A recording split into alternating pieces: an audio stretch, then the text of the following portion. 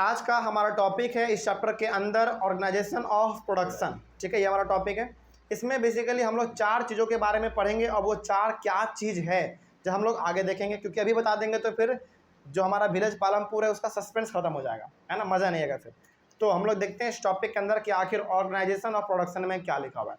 सबसे पहला पॉइंट जो यहाँ पे लिखा हुआ है, जो कि बहुत इंपॉर्टेंट भी है, the aim of production is to produce the goods and services that we want. ये बहुत इंपॉर्टेंट लाइन है।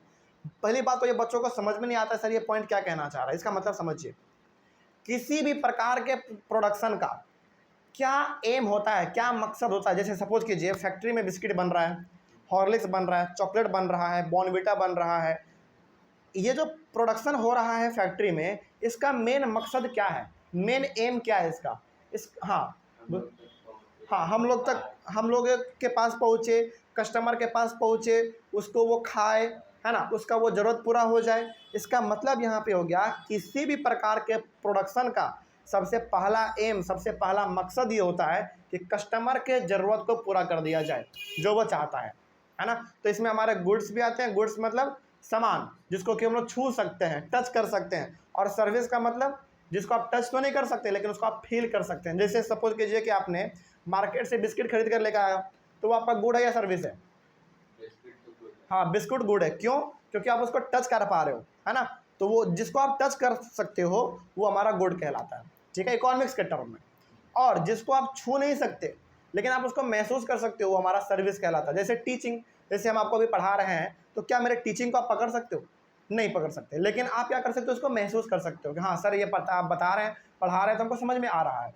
तो गुड्स एंड सर्विस जो प्रोड्यूस किया जाता है उसका मकसद ये होता है कि कस्टमर तक उसको पहुंचा दिया जाए, जिसको उस चीज़ का ज़रूरत है उसका ज़रूरत पूरा हो जाए। कोई दिक्कत नहीं इसमें। चलिए आगे बढ़ते हैं फिर। ये बहुत इंपॉर्टेंट पॉइंट था, इसको आप अपने नोट्स में ज़रूर से ज़रूर मेंशन कीजिएगा। आगे बढ़ते हैं। इसके बाद लिखा हुआ है there are 4 requirements for production of goods and services which are as follows.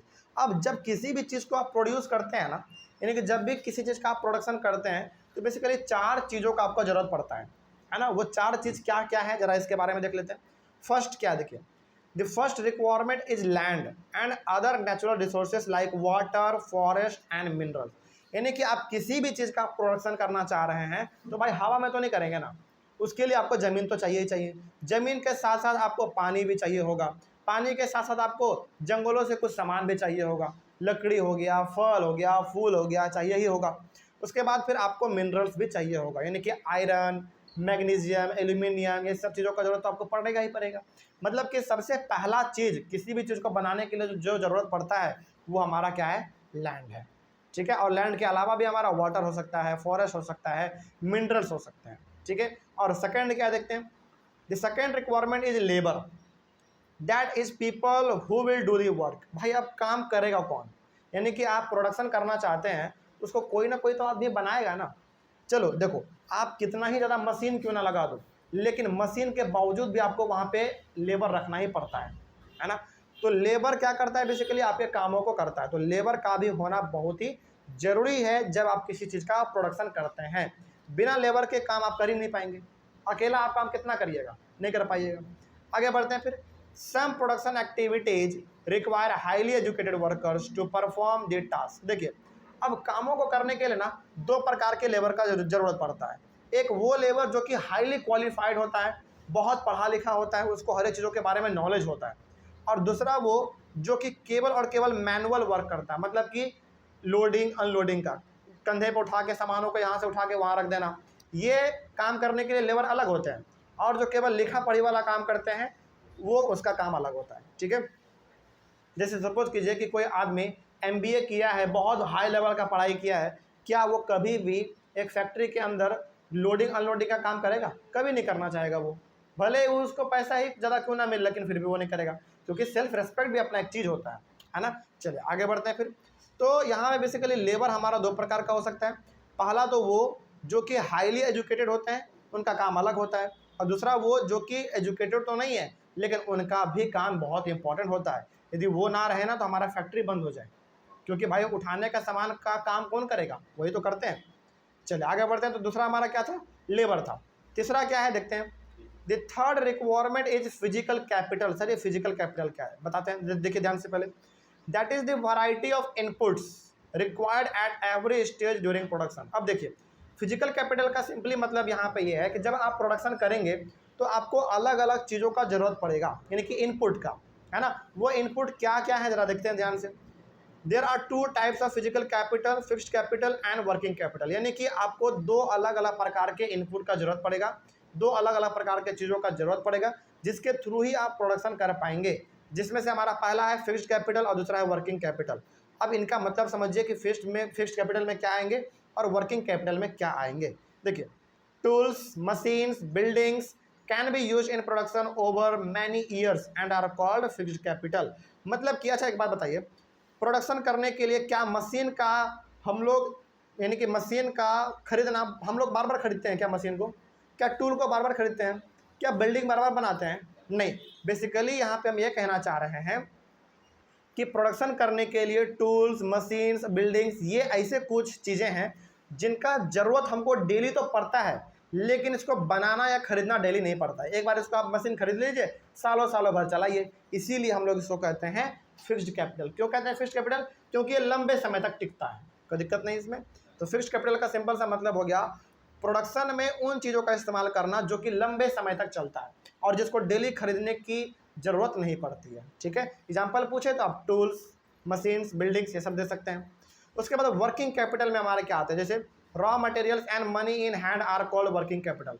Working capital में बेसिकली वो चीज़ आते हैं हमारे जिसका डेली इस्तेमाल हमको होना है, डेली इस्तेमाल होना है। जैसे अब भाई आप कोई चीज़ बना रहे हो तो वैसी बात है आपको डेली रॉ मटेरियल चाहिए होगा। कोई चीज़ आप बना रहे हो तो वैसी बात है डेली आपको पैसा खर्च करके उसको खरीदना पड़ेगा, यानी कि रॉ मटेरियल आपको चाहिए तो रॉ मटेरियल तो फ्री में कोई देगा नहीं आपको, तो पैसा देना पड़ेगा। तो फिर वर्किंग कैपिटल में वो चीज़ हमारे आते हैं जो कि लगभग हमेशा वर्क करता रहता है, इसका जरूरत हमको हर वक्त पड़ता रहता है ना। तो वो हो गया हमारा वर्किंग कैपिटल। तो ये तीसरा था हमारा, तो याद रखिएगा तीसरा में हमारा क्या था, फिजिकल कैपिटल। और फिजिकल कैपिटल हमारे दो प्रकार के यहाँ पे, एक फिक्स्ड और एक वर्किंग। दोनों में कोई डाउट? चलिए आगे बढ़ते हैं। चौथा हमारा है नॉलेज एंड एंटरप्राइज, जो कि बहुत इंपॉर्टेंट है। Knowledge and enterprise are needed to put together land, labour and physical capital to produce an output, this is called human capital. यानी कि अच्छा एक बात बताइए, आपके पास लैंड भी हो गया, आपके पास लेबर भी हो गया, आपके पास इनपुट भी हो गया, लेकिन यदि आपके पास नॉलेज ही नहीं है कि इनका इस्तेमाल कैसे करें, आपके पास एंटरप्राइज ही नहीं है कि इस्तेमाल कहाँ पे करेंगे, किस जगह पे करेंगे, भाई काम आप करोगे तो कोई जगह तो होना चाहिए ना। ऐसा तो नहीं है कि बीच रोड पे काम करने लगेंगे, ऐसा तो नहीं है ना। तो वही बात है कि आपके पास लैंड हो जाए, लेबर हो जाए, आपके पास इनपुट भी हो जाए, लेकिन जब तक आपके पास नॉलेज नहीं है, जब तक आपके पास एंटरप्राइज नहीं है, एक जगह नहीं है, तब तक आप लैंड, लेबर और फिजिकल कैपिटल का कोई इस्तेमाल कर ही नहीं सकते, है ना। इसीलिए चौथा हमारा क्या क्या क्या है, ह्यूमन कैपिटल है। यानी कि ह्यूमन कैपिटल का सिंपल मतलब क्या है, ह्यूमन कैपिटल होना। और ह्यूमन कैपिटल का होने का मतलब यहाँ पे आदमी के पास नॉलेज होना, स्किल होना, कोई दिक्कत नहीं इसमें। तो ये हमारा था बेसिकली चौथा, ह्यूमन कैपिटल होना बहुत जरूरी है प्रोडक्शन के लिए, कोई दिक्कत।